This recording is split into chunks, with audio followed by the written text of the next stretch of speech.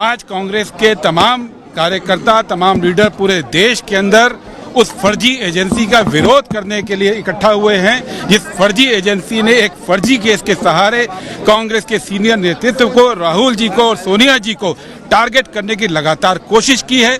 ये वो फर्जी एजेंसी है जिसने पिछले 10 साल के अंदर 5,900 केस किए लेकिन केवल 23 केस साबित कर पाए हैं। ये वो फर्जी एजेंसी है जिसने 10 साल के अंदर करीब 70,000 करोड़ की प्रॉपर्टी को अटैच किया है लेकिन केवल 23 केस साबित कर पाए हैं। ये वो फर्जी एजेंसी है जिसने 10 साल के अंदर 193 केस पॉलिटिशियन के खिलाफ किए हैं, जिसमें 95% केस अपोजिशन के लीडर्स के खिलाफ हैं और जो उस समय अपोजिशन के लीडर थे आज वो बीजेपी के साथ बैठे हैं। इन 95% लीडर्स के अंदर हेमंत विश्व शर्मा थे, इसमें प्रफुल्ल पटेल थे, इसमें अजीत पवार थे, इसमें वो तमाम नेता थे जिनको बीजेपी ने डराकर अपनी तरफ मिलाने की कोशिश की।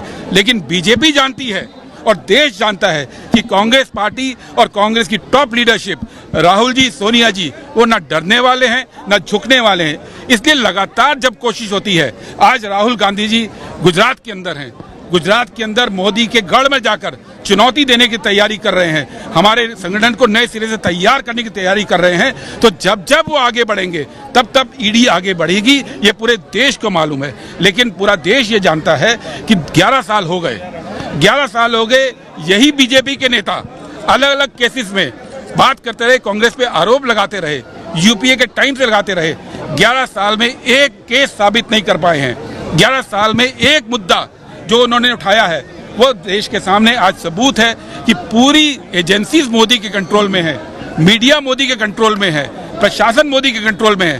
पूरा कंट्रोल होने के बावजूद वो कांग्रेस के टॉप लीडरशिप के खिलाफ, राहुल जी के खिलाफ, सोनिया जी के खिलाफ, कांग्रेस पार्टी के खिलाफ एक मुद्दा साबित नहीं कर पाए हैं। और आज भी ये जो मामला है ये कोर्ट में भी गिरेगा, हम वहां भी लड़ाई लड़ेंगे, लेकिन हमारी ज्यादा बड़ी लड़ाई राहुल जी के साथ खड़े होने की, इस गवर्नमेंट को चुनौती देने की, ताकि ये जो गैर संवैधानिक तरीके से आम जनता के हकों को छीन कर जो गवर्नमेंट चल रही है उसके खिलाफ भी हमारी लड़ाई है। और इस लड़ाई में पूरी कांग्रेस पार्टी अपने नेताओं के साथ खड़ी है। ईडी द्वारा लगातार जो कार्रवाई की जा रही है, छापा कार्रवाई की, पुलिस क्या कहना है?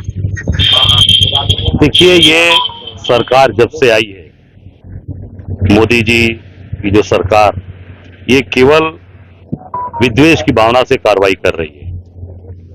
ईडी का इस्तेमाल केवल और केवल विपक्ष के नेताओं पर, विशेष रूप से आज देख सकते हैं कि गांधी परिवार के ऊपर लगातार इन्होंने ईडी की कार्रवाई की है। सोनिया जी को, राहुल जी को इन्होंने अभी अपने चार्जशीट में उनका नाम लाया है और नेशनल हेराल्ड के मामले में, जिससे कि उनका कोई लेना देना नहीं है। केवल और केवल पर प्रताड़ित करने के लिए, परेशान करने के लिए ये कार्रवाई की जा रही है। मैं आपको बताना चाहूंगा कि जब से राहुल जी सड़क से लेकर सदन तक इस सरकार का जवाब दे रहे हैं, इस सरकार के सारे काले जितने भी इनके करतूत हैं उसको पूरी तरीके से जनता के सामने बता रहे हैं। और अभी आप देख सकते हैं, जब से कांग्रेस पार्टी मजबूती से गुजरात के अंदर काम शुरू कर दी है, जब से राहुल जी गुजरात के अंदर अपनी ताकत दिखा रहे हैं, तब से पूरी तरीके से भारतीय जनता पार्टी की चूल्हे हिल गई हैं। क्यों? क्योंकि जो गुजरात मॉडल दिखाकर ये देश के अंदर आए थे, वो गुजरात मॉडल ही पूरी तरीके से केवल बनावटी और केवल दिखावटी है।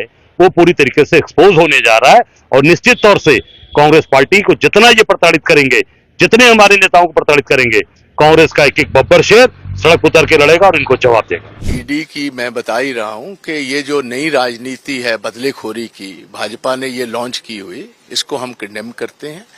और हिंदुस्तान की पहचान तो महात्मा गांधी से शांति का प्रतीक थे, वो सारी दुनिया में आप देखिए नॉन वायलेंट मूवमेंट्स जो हैं वो उन्होंने लीड की। उनके पास नेल्सन मंडेला साहब आए और एक नया रुख सियासत का सारी दुनिया ने लिया। मगर ये जो अपने पॉलिटिकल विरोधियों को गवर्नमेंट की एजेंसीज के जरिए उनको दबाने की ये जो कोशिश है, हम इसको कंडेम करते हैं। और सारी डेमोक्रेटिक फोर्सेस और विशेष तौर इंडियन नेशनल कांग्रेस, जिसका एक बड़ा रोल हिंदुस्तान को आजादी दिलाने में और आजादी को बरकरार रखने में है, वो सारे इस बात को कंडेम करते हैं। हम अपनी लीडरशिप के साथ हैं, सोनिया जी के साथ हैं, राहुल जी के साथ हैं और सारी के सारा हम चट्टान की तरह अपनी लीडरशिप के साथ करें और ये रिप्रेसिव मेजर्स जो है इनको कंडेम करते हैं। अहमदाबाद अधिवेशन में ये तय हुआ था, हम लोग शपथ लिए थे कि हमारा 3 शब्द पे हम खड़े रहेंगे।